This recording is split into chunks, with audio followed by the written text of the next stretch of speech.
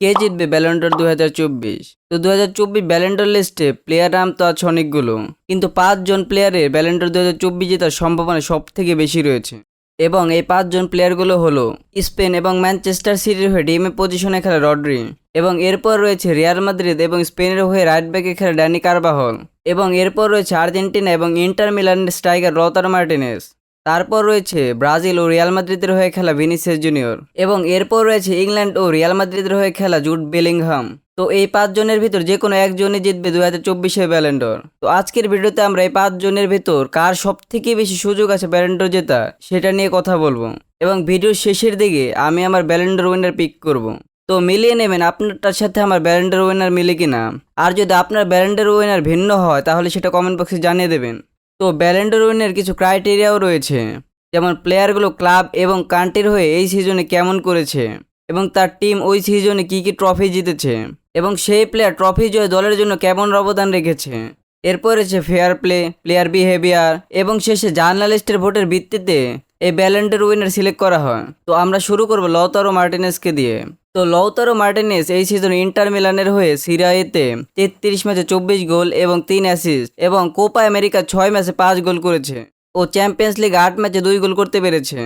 এবং এবার inter Milan champions লিগের রাউন্ড অফ 16 পর্যন্ত পৌঁছাতে পেরেছিল, এবং সেখানে লৌতারো মার্টিনেজের পারফরমেন্স খুব একটা ভালো ছিল না।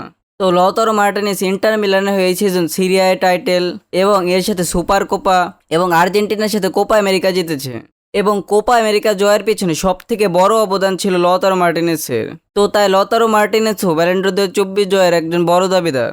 এরপর লিস্টে রয়েছেন ড্যানি কারবাহল। তো ড্যানি কারবাহল ইউএফএ ইউরো 2024-এ 5 ম্যাচে 1 গোল করেছেন। এরপর চ্যাম্পিয়ন্স লিগে তার জীবনে প্রথম গোল স্কোর করেছেন, এবং একটা অ্যাসিস্টও ছিল, এবং লা লিগাতে 28 ম্যাচে 4 গোল এবং 3 অ্যাসিস্ট রয়েছে। প্রথমত একজন ডিফেন্ডার হয়ে গোল স্কোর করা অনেক ডিফিকাল্ট একটা টাস্ক, এবং গোলের থেকে ডিফেন্সিভলি তার দলে কেমন অবদান ছিল সেটা বেশি ম্যাটার করে। তো ড্যানি কারবাহল রিয়াল মাদ্রিদের হয়ে এই সিজনে লা লিগা, চ্যাম্পিয়ন্স লিগ, সুপার কোপা দি স্পেনিয়া এবং স্পেনের হয়ে ইউরো জিতেছে, এবং তার দলের হয়ে অবদান সেটাও কম ছিল না। তো ড্যানি কারবাহল রিয়াল মাদ্রিদ এবং স্পেনের ডিফেন্সে গুরুত্বপূর্ণ একটা ভূমিকা পালন করেছে। তো এরপর আসি আমরা জুড বেলিংহামের দিকে। তো জুড বেলিংহাম রিয়াল মাদ্রিদ হয়ে লা লিগাতে 28 ম্যাচে 19 গোল ও 6 অ্যাসিস্ট, এরপর চ্যাম্পিয়ন্স লিগে 11 ম্যাচে 4 গোল 5 অ্যাসিস্ট, এবং ইংল্যান্ডের হয়ে ইউরোতে 7 ম্যাচে 2 গোল এবং 1 অ্যাসিস্ট রয়েছে, এবং তারও সমপরিমাণ ট্রফি রয়েছে ড্যানি কারবাহলের মতো, শুধুমাত্র ইউরো 2024 ছাড়া। তো জুড বেলিংহামের ইউরোতে ইংল্যান্ডের হয়ে খুব একটা ভালো ক্যাম্পেইন ছিল না, কিন্তু 2টা গোল ইংল্যান্ডের জয়ের জন্য অনেক গুরুত্বপূর্ণ ছিল। তো এরপর আমরা কথা বলবো আরেক রিয়াল মাদ্রিদের প্লেয়ার ভিনিসিয়াস জুনিয়রকে নিয়ে।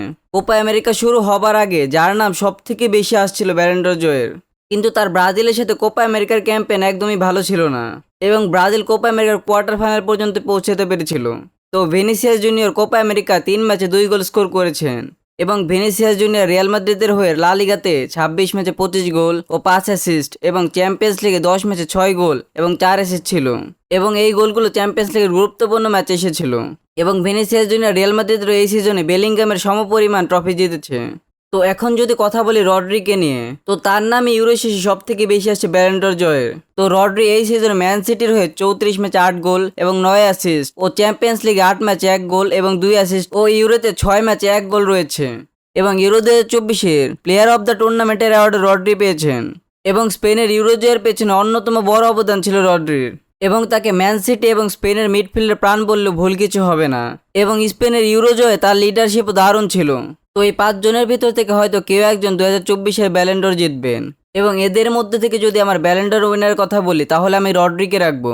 তো শুরুতে আমি ড্যানি কারবাহলকে রাখতে চেয়েছিলাম, কারণ রিয়াল মাদ্রিদের ডিফেন্সে ডেভিড আলাবা এবং ইডার মিলিতাও ইনজুর হয়ে যাওয়ার পর রিয়াল মাদ্রিদের ডিফেন্সে ড্যানি কারবাহল একটা বড় অবদান রেখেছিলেন, কিন্তু ডিফেন্ডারদের খুব কমই সুযোগ থাকে ব্যালন ড'র জেতার, তাই আমি রড্রিকে পিক করছি।